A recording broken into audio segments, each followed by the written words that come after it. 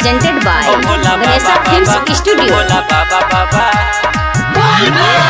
एगो कनिया चाहिए ओ भोला बाबा बाबा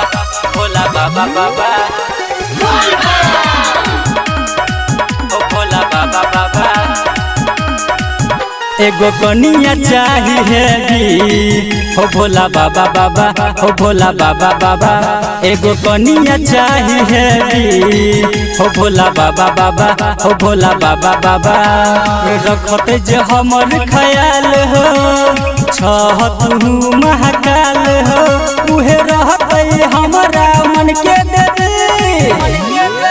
एगो कनिया चाहिए हो भोला बाबा बाबा हो भोला बाबा बाबा एगो कनिया चाहिए हो भोला बाबा बाबा हो भोला बाबा बाबा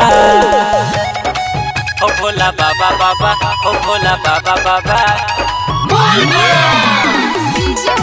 हो भोला बाबा बाबा हो भोला बाबा बाबा कनी साबर कनी गोर चाही कनिया बेजोर कदन हमरो ललसा पूरा कदन हमरो ललसा पूरा कनी साबर कनी गोर चाही कनिया बेजोर कदन हमरो ललसा पूरा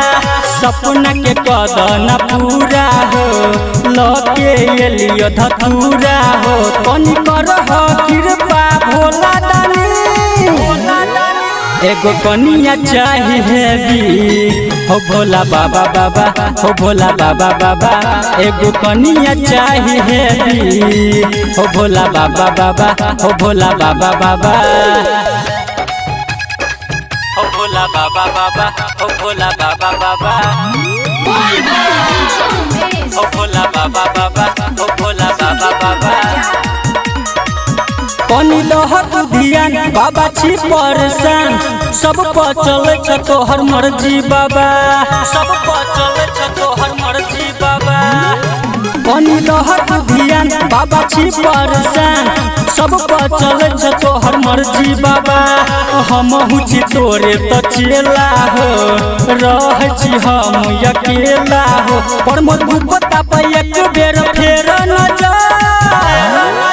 एगो कनिया चाहिए हो भोला बाबा बाबा हो भोला बाबा बाबा एगो कनिया चाहिए हो भोला बाबा बाबा हो भोला बाबा बाबा।